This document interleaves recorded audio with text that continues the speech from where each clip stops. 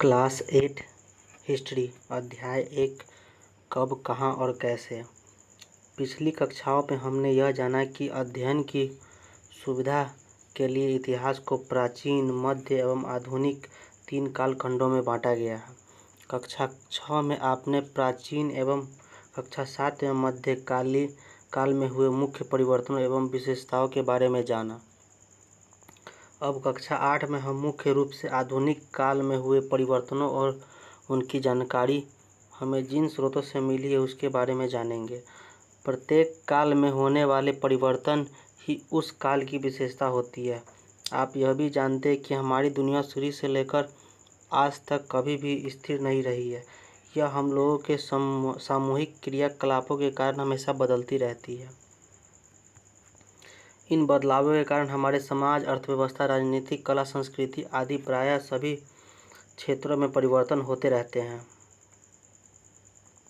आप कक्षा 6 एवं 7 में पढ़ी गई बातों के आधार पर चर्चा करें। प्राचीन काल में मनुष्य की जिंदगी में आने वाले 5 मुख्य परिवर्तन क्या हो सकते हैं। मध्यकाल में सामाजिक और राजनीतिक क्षेत्रों में आए 5 मुख्य परिवर्तन क्या हो सकते हैं। आधुनिक युग में भी बहुत सारे परिवर्तन हुए। ये परिवर्तन हमारे देश के साथ साथ दुनिया के अन्य भागों में भी हुए। ये परिवर्तन कब और कैसे शुरू हुआ, उन्होंने दुनिया को किस तरह प्रभावित किया, आइए इसे समझने का प्रयास करें। आधुनिक युग को जन्म देने वाले अनेक परिवर्तन की शुरुआत सबसे पहले यूरोप में हुई। 15वीं शताब्दी में इटली में एक नया आंदोलन आरंभ हुआ जिसे पुनर्जागरण कहा जाता है। इस आंदोलन ने लोगों को स्वतंत्र रूप से सोचने और पहले से चले आ रहे सिद्धांतों पर प्रश्न उठाने के लिए प्रेरित किया। फलतः वैज्ञानिक पद्धति का प्रसार हुआ। वैज्ञानिक पद्धति का अर्थ प्रश्न प्रस्तुत करके प्रयोग द्वारा सत्य को जानना है। प्रश्न चिन्ह लगाने की इस आज़ादी ने लोगों को अपने शासकों के प्रति आवाज़ बुलंद करने के लिए भी प्रेरित किया। धार्मिक क्षेत्र में भी लोग अधिकांश अंधविश्वास पर आधारित आपत्तिजनक प्रयासों के खिलाफ आवाज़ उठाने लगे। व्यापार संबंधों और अन्य संपर्कों के जरिए इस दृष्टिकोण का धीरे धीरे दुनिया के अन्य भागों में विस्तार हुआ। खोज यात्राएं।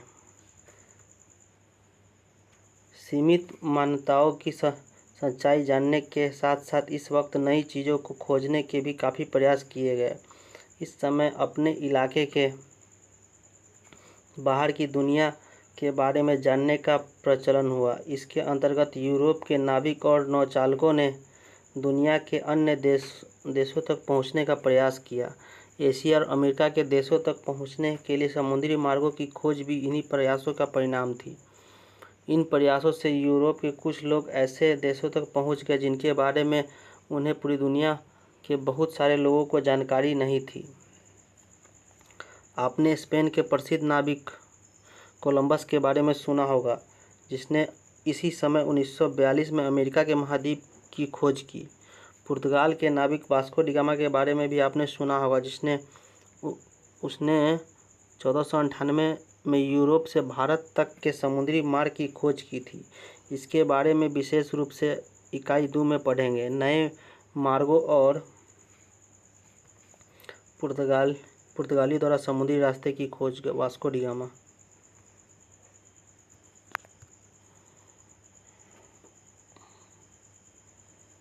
भूभागों की खोज का परिणाम यह हुआ कि यूरोप के देशों का इन नए देशों के साथ व्यापारिक संबंध स्थापित हुआ।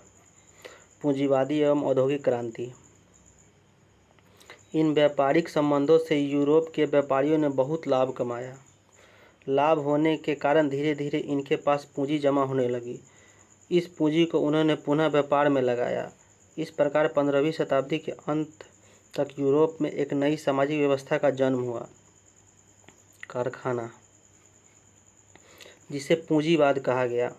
इसी समय सामाजिक व्यवस्था की मुख्य विशेषता थी पूंजीपतियों और श्रमिकों के 2 नए वर्गों का उदय। पूंजीपति व्यापार के लिए तैयार होने वाले वस्तुओं के मालिक थे और उनका मुख्य उद्देश्य था मुनाफा कमाना। श्रमिक लोग वस्तुओं का उत्पादन करते थे और पूंजीपतियों से वेतन प्राप्त करते थे। पूंजीवाद के विकास के साथ साथ उत्पादन के तरीकों में भी परिवर्तन होने लगा। आपको याद होगा कि मध्यकाल में कपड़े जुलाहे अपने हाथों से बनाते थे। आधुनिक युग में कपड़े जुलाहे के अतिरिक्त मशीनों से भी तैयार किए जाने लगे। मशीनीकरण की यह प्रक्रिया इंग्लैंड में 18वीं सदी के उत्तरार्ध में शुरू हुई और फिर धीरे धीरे अन्य देश में भी फैली, जिसे औद्योगिक क्रांति का नाम दिया गया। उपनिवेशवाद एवं साम्राज्यवाद। उद्योगों की स्थापना के कारण इन देशों में वस्तुओं का उत्पादन काफ़ी तेज़ी से होने लगा। अब इन तैयार वस्तुओं को बेचने के लिए बाजार की आवश्यकता थी। साथ ही इन वस्तुओं को तैयार करने के लिए कच्चे माल की आवश्यकता भी थी। इन दोनों ही आवश्यकताओं ने यूरोप के देशों को अपने देशों के बाहर की दुनिया में पैर फैलाने पर मजबूर कर दिया। इन देशों को लगा कि अगर वे एक दूसरे की अर्थव्यवस्था पर काबू पा लेंगे तो उन्हें अपने उद्योगों के लिए न केवल कच्चा माल सबसे सस्ते दामों में मिलने लगेगा, बल्कि उनके तैयार माल के लिए बाजार भी उपलब्ध हो जाएगा। इससे साम्राज्यवादी व्यवस्था की शुरुआत हुई। 18वीं शताब्दी के उत्तरार्ध में शुरू हुई यह प्रक्रिया एशिया, अफ्रीका और दक्षिण अमेरिका के अधिकांश क्षेत्रों को औद्योगिक यूरोपीय देश के आर्थिक व राजनीतिक नियंत्रण के अंदर ले गई।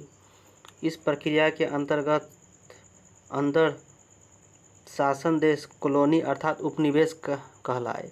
बड़े पैमाने पर इस प्रक्रिया को अपनाने के कारण इस युग को औपनिवेशिक युग भी कहते हैं। साम्राज्यवाद सैनिक अथवा अन्य तरीके से विदेशी भूमि भूभाग के प्रदेशों को अपने अधीन कर लेना, राजनीतिक प्रभुत्व स्थापित करना ही साम्राज्यवाद है। अमेरिकी एवं फ्रांसीसी क्रांति।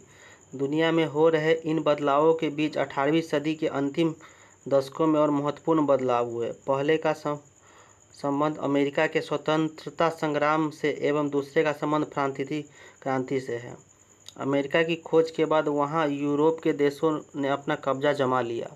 धीरे धीरे यहाँ बसे लोगों ने ही यूरोपीय देशों के शासन के खिलाफ संघर्ष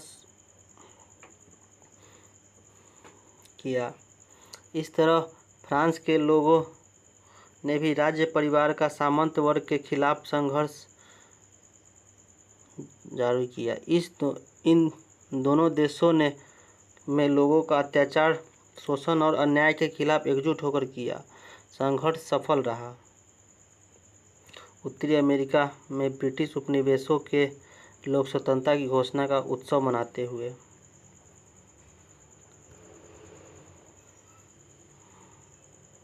इसके बाद इन देशों के लोगों ने अपने अपने देशों में गणतंत्र प्रणाली की सरकार स्थापित की।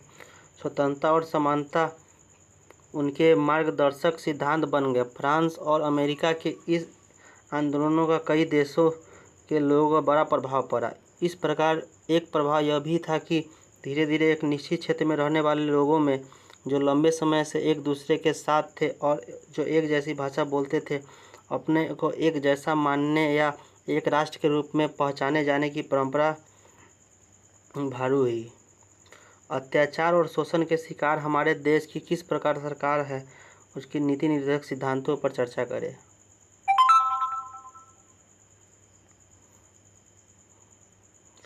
इस प्रकार यूरोप में हुए इन परिवर्तनों से प्रभावित होकर अन्य देशों के लोगों ने नए ढंग से सोचना विचारना शुरू किया।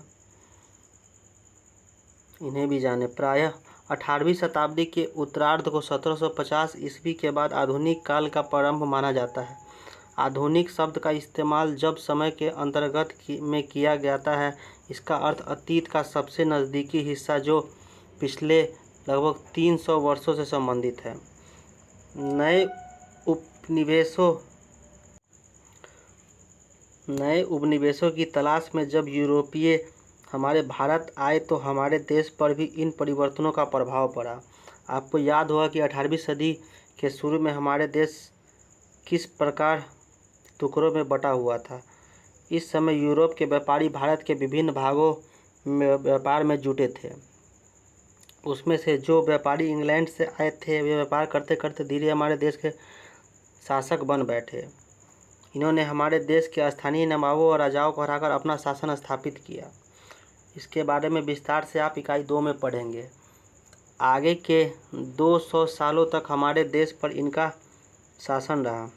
हमारे देश में अंग्रेजी शासन आने से अंग्रेजी शिक्षा एवं नवीन विचारों का प्रवेश हुआ। फलतः भारतीय लोगों में जागृति आई। आगे की इकाइयों में आप देखेंगे कि किस प्रकार अंग्रेजों ने हमारे देश में आर्थिक संसाधनों का अपने लाभ के लिए इस्तेमाल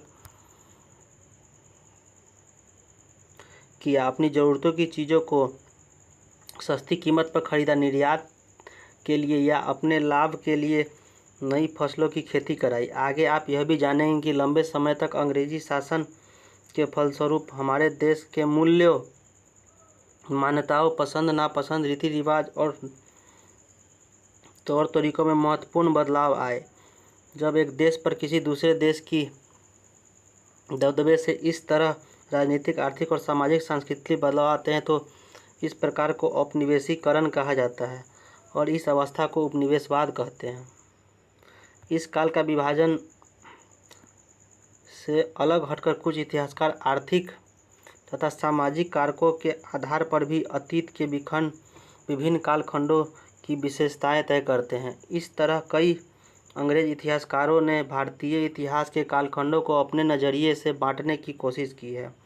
1817 ईस्वी में स्कॉटलैंड के अर्थशास्त्री, इतिहासकार और राजनीतिक दर्शन जेम्स मिल ने 3 खंडों history of British India, British Bharat का इतिहास नाम से एक किताब लिखी। इस किताब में उन्होंने भारत के इतिहास को हिंदू, मुस्लिम और ब्रिटिश इस 3 कालखंडों में बांटा। यह विभाजन इस विचार पर आधारित था कि शासकों का धर्म एकमात्र महत्वपूर्ण ऐतिहासिक परिवर्तन होता। कालखंडों का निर्धारण को उस वक्त के लोगों ने मान भी लिया। क्या आप भारतीय इतिहास को समझने के इन तरीकों से सहमत हैं? कक्षा में चर्चा करें। जेम्स मिल को लगा था कि एशियाई देश प्रगति और सभ्यता के मामले में यूरोप से काफ़ी पीछे थे। उनका मानना था कि भारत में अंग्रेज आने से पहले यहाँ हिंदू और मुसलमान तानाशाहों का शासक था। भारत के लोग इतने पिछड़े और असभ्य थे कि अंग्रेजी शासक से ही उनका कल्याण हो सकता था। अंग्रेज भारतीयों से श्रेष्ठ और बेहतर थे। एक ओर तो वे भारतीय इतिहास को हिंदू और मुस्लिम काल में बांटते, जबकि अपने लिए ब्रिटिश का शब्द का प्रयोग करते, ईसाई शब्द का प्रयोग नहीं करते। ब्रिटिश शब्द से संभवतः अपनी एकता और राष्ट्रीयता का बोध कराना चाहते थे। जरा सोचिए, क्या इतिहास के किसी कालखंड की अवधि को हिंदू, मुसलमान या ईसाई के दौर कहा जा सकता है? क्या किसी भी अवधि में कई तरह के धर्म एवं एक साथ नहीं चलते? क्या किसी अवधि में अन्य धर्मों के लोग के जीवन और तौर तरीकों का कोई महत्व नहीं होता? हमें यह याद रखना चाहिए, किसी भी अवधि का इतिहास किसी एक तरह के लोगों के से अकेले नहीं बनता, बल्कि समाज के सारे लोगों को एक साथ मिलकर साथ चलने से बनता है। इतिहास को हम अलग अलग कालखंडों में बांटने की कोशिश क्यों करते हैं? चर्चा करें। इतिहास को जानिए। आपने पिछली कक्षा में पढ़ा है कि इतिहासकार इतिहास को जानने के लिए जिन स्रोतों साधनों का प्रयोग करते हैं उसे ऐतिहासिक स्रोत कहते हैं। कक्षा 6 एवं कक्षा 7 में भी आपने ऐतिहासिक स्रोतों के बारे में पढ़ा था। प्राचीन काल एवं मध्यकाल के कुछ ऐतिहासिक स्रोत को स्मरण करते हुए निम्न तालिकाओं को भरने का प्रयास करें।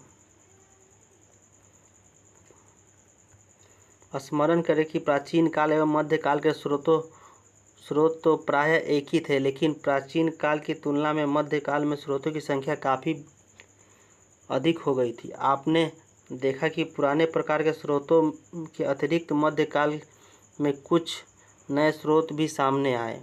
आगे आप पाएंगे कि आधुनिक काल में इन स्रोतों की संख्या विविधता में भी वृद्धि हुई। ऐसा क्यों हुआ? आइए इसे समझने का प्रयास करें। 7वीं कक्षा में आपने पढ़ा था कि 19वीं सदी से पहले के सालों में छापे खाने नहीं थे। लिपिक या नकल नवीस हाथ से ही पांडुलिपियों की प्रतिकृति बनाते थे। बाद में 19वीं शताब्दी के मध्य तक छपाई तकनीकी के माध्यम से सरकारी विभाग की कार्रवाइयों के दस्तावेज की कई प्रतियां बनाई जाने लगी। इन महत्वपूर्ण दस्तावेजों की प्रतियों को आप आज भी अभिलेखागारों एवं पुस्तकालयों में देख सकते हैं। अभिलेखागारों में सरकार के दस्तावेजों को सुरक्षित रखा जाता था। इन दस्तावेजों में सरकार की योजनाएं एवं कर से संबंधित दस्तावेज, पुलिस एवं सीआईडी रिपोर्ट, विभिन्न राजनीतिक पार्टियों की गतिविधियों के रिकॉर्ड, विभिन्न कमिश्नरों के रिकॉर्ड आदि शामिल होते हैं। आज भी यह जिले में एक रिकॉर्ड रूम है, इन्हें आप भी देख सकते हैं। इसके अतिरिक्त तहसील के दफ्तर, कलेक्टर, कमिश्नर के दफ्तर, कचहरी आदि रिकॉर्ड रूम भी महत्वपूर्ण हैं। आप अपने ज़िले के रिकॉर्ड रूम में जाकर अपने ज़िले से संबंधित क्या क्या जानकारी प्राप्त करना चाहेंगे, इन जानकारी की एक सूची बनाएं। इस तरह पुस्तकालय में वर्षों पहले पुराने अखबार, व्यक्तिगत पत्र, डायरियाँ, निजी दस्तावेज आदि चीज़ें सुरक्षित रखी जाती है। महान व्यक्तियों के जीवन एवं आत्मकथा भी इतिहास के अध्ययन में बहुत उपयोगी साबित हुए हैं। इन पुस्तकों से हमें उन व्यक्तियों के बारे में विशेष जानकारी मिलती है जिन्होंने राजनीतिक, प्रशासन एवं समाज सेवा के क्षेत्र में महत्वपूर्ण योगदान किया है। साथ ही इन पुस्तकों से हमें उस समय के समाज में हो रही विभिन्न प्रक्रियाओं के बारे में पता चलता है। आत्मकथा एवं जीवनी के संबंध में अपने शिक्षक की सहायता से चर्चा करें। अपने देश की राजधानी दिल्ली में राष्ट्रीय अभिलेखागार, नेहरू स्मारक पुस्तकालय एवं पटना स्थित सच्चिदानंद सिन्हा पुस्तकालय, बिहार राज्य अभिलेखागार जैसी संस्थाओं में आप जाकर इन सामग्रियों का अध्ययन कर सकते हैं। इधर हाल ही के दिनों में पिछली पीढ़ी के महत्वपूर्ण व्यक्तियों के भाषण, साक्षात्कार एवं स्मृतियों की रिकॉर्ड रखने की परंपरा भी कुछ संग्रहालयों में शुरू की गई है। पटना स्थित बिहार अभिलेखागार 19वीं सदी की शुरुआत तक पूरे देश का मानचित्र तैयार करने के लिए बड़े बड़े सर्वेक्षण किए जाने लगे। सर्वेक्षणों में धरती की सतह, मिट्टी की गुणवत्ता, वहां मिलने वाले पेड़ पौधों और जीव जंतुओं तथा स्थानीय फसलों का पता लगाया जाता था।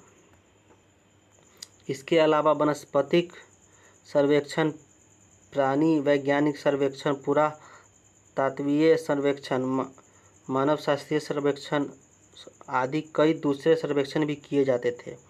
आज ये सारे सर्वेक्षण महत्वपूर्ण ऐतिहासिक स्रोत साबित हो रहे हैं। 19वीं सदी के आखिर से हम हर 10 साल में जनगणना की जाने लगी। जनगणना के द्वारा भारत के सभी प्रांतों में रहने वाले लोगों की संख्या, उनका धर्म, जाति, व्यवसाय, शैक्षणिक स्तर आदि के बारे में जानकारियाँ इकट्ठा की जाती है।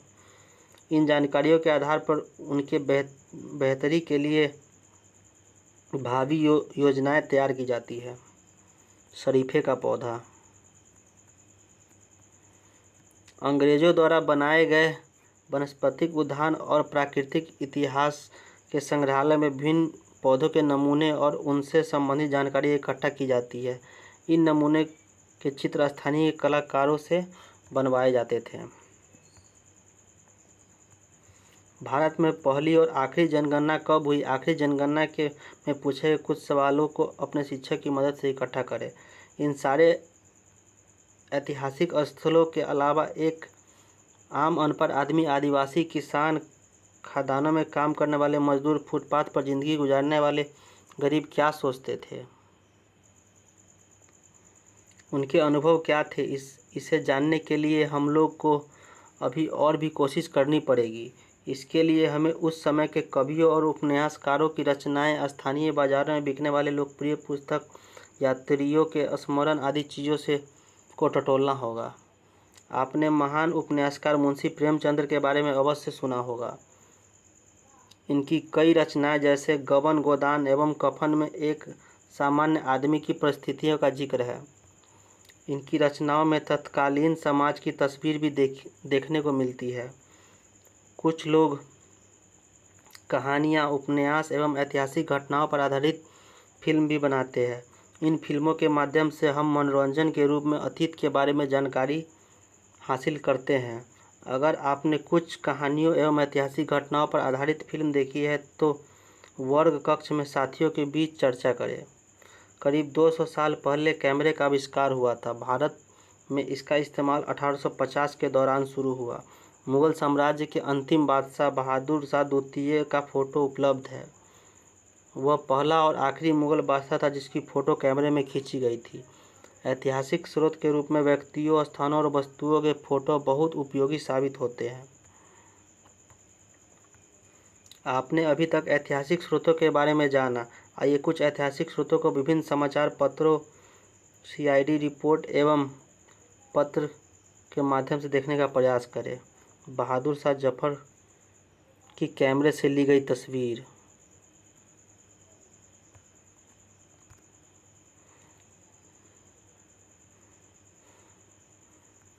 पंडित जवाहरलाल नेहरू इन बिहार। पंडित जवाहरलाल नेहरू का बिहार दौरा, 30,000 लोग छपरा में एकत्र हुए। स्रोत 31 मार्च को पंडित जवाहरलाल नेहरू छपरा से अपनी सभा की शुरुआत की। छपरा रेलवे स्टेशन पर डॉक्टर मोहम्मद एवं करीब 400 कार्यकर्ताओं ने उनका स्वागत किया। 9 बजे सुबह आसपास के इलाकों में करीब 8 गांव में सभाएं की। प्रायः यह जगह लोगों के अहिंसात्मक ढंग से नमक कानून तोड़ने का आग्रह किया। 31 मार्च की रात को बेतिया के लिए रवाना हो गए। अगले दिन पहली अप्रैल को बेतिया में करीब 20,000 लोगों की सभा को संबोधित किया। बेतिया से कार द्वारा मोतिहारी के लिए रवाना हुए। वहां दोपहर को करीब 10,000 लोगों की भीड़ को संबोधित किया। हर जगह लोगों ने उत्साहपूर्वक उनका स्वागत किया। अपने बिहार भ्रमण के दौरान उन्होंने सीतामढ़ी, मुजफ्फरपुर, हाजीपुर एवं सारण जिलों में लोगों को अंग्रेजी शासन द्वारा प्रतिबंधित नमक कानून तोड़ने के लिए प्रेरित किया। 3 अप्रैल को उन्होंने सारण जिले के चौकीदार से अंग्रेजी सेवा छोड़ने का आग्रह किया। CID विभाग की रिपोर्ट 1930 मेमो नंबर 3639 हिंदी अनुवादक।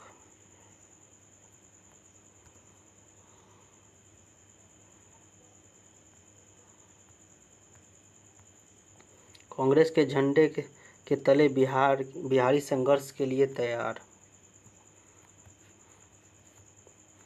सत्याग्रह इन बिहार। बिहार में सत्याग्रह पूरे उबाल पर 11 चौकीदारों और एक दफ्तर से अंग्रेजी सेवा का त्यागपत्र दिया।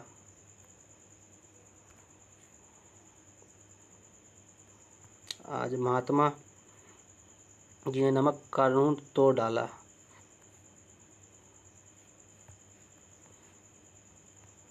सत्याग्रह। विभिन्न समाचार पत्रों में छपे समाचार पत्रों से आप क्या समानता पाते हैं? वर्ग कक्षा में शिक्षक की सहायता से चर्चा करें।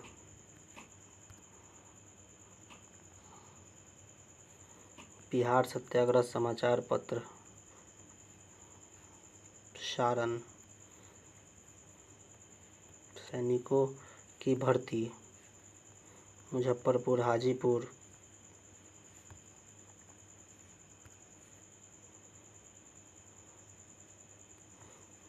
Darbhanga, Laheriasarai, Samastipur, Bhagalpur. All India Congress committee.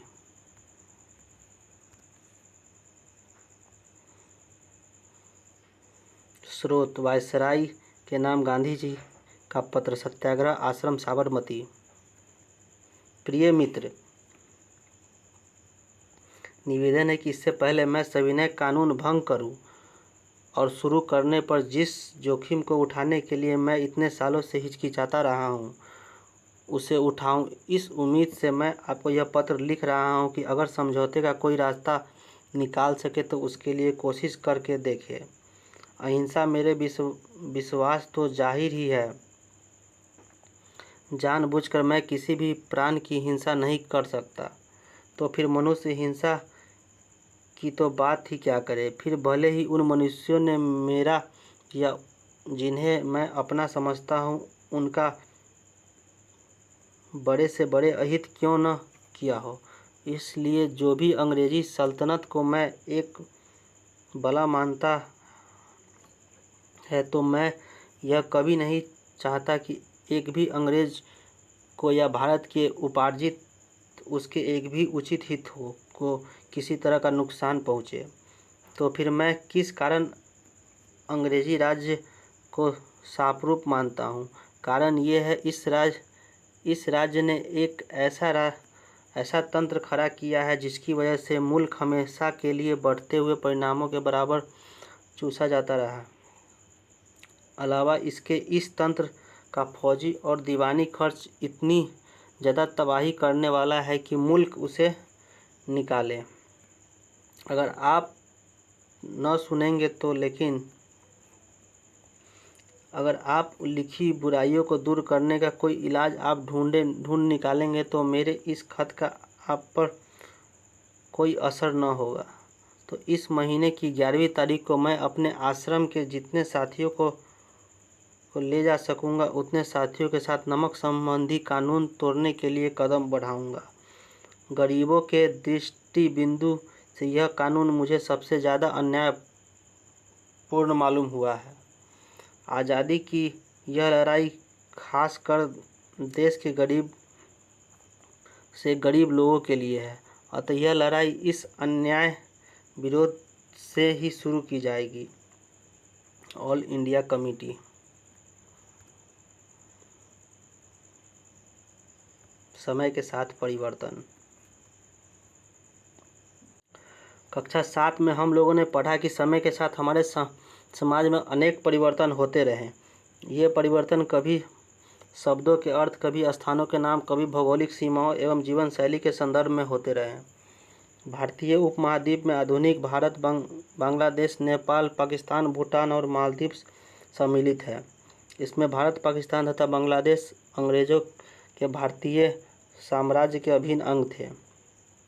Myanmar, तत्कालीन बर्मा तथा श्रीलंका तत्कालीन सीलोन 1937 ईस्वी तक अंग्रेज़ों के एशियाई साम्राज्य के अंग थे। स्वतंत्रता के बाद हमारा देश हिंदुस्तान 2 भागों में विभाजित हुआ। बलूचिस्तान, सिंध, पश्चिम पंजाब एवं पूर्वी बंगाल पाकिस्तान में चले गए। बाद में पाकिस्तान का पूर्वी हिस्सा अलग होकर बांग्लादेश के नाम से स्वतंत्र देश बना। 20वीं शताब्दी के आरंभ में बिहार एवं उड़ीसा प्रांत के अंग थे। 1912 ईस्वी में बिहार एवं उड़ीसा को बंगाल से अलग कर नए प्रांत के रूप में संगठित किया गया। 1936 में उड़ीसा को बिहार से अलग कर दोनों को अलग अलग प्रांत का दर्जा दिया गया। पुनः 15 नवंबर 2000 को बिहार से उसके दक्षिणी पठारी क्षेत्र को अलग कर पृथक झारखंड राज्य गठित हुआ। वर्तमान बिहार बेगूसराय, दरभंगा, मधुबनी, सीतामढ़ी, सुपौल, अररिया, किशनगंज, पूर्णिया, कटिहार, भागलपुर, बांका, जमुई, नवादा, गया, औरंगाबाद, रोहतास, भभुआ, बक्सर, छपरा, सिवान, गोपालगंज, पश्चिमी चंपारण, मोतिहारी, मुजफ्फरपुर, हाजीपुर, समस्तीपुर, सहरसा। वर्तमान बिहार।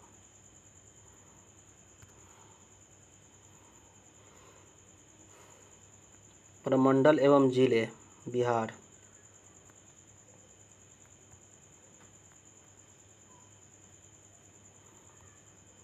लखीसराय, शेखपुरा, शिवहर।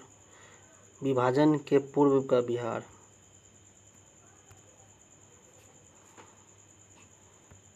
औपनिवेशिक राजतंत्र एवं स्वतंत्र राज्य 1836।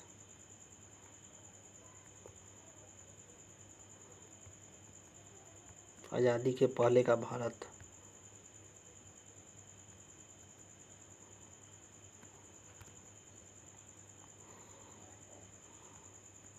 राजनीतिक मानचित्र।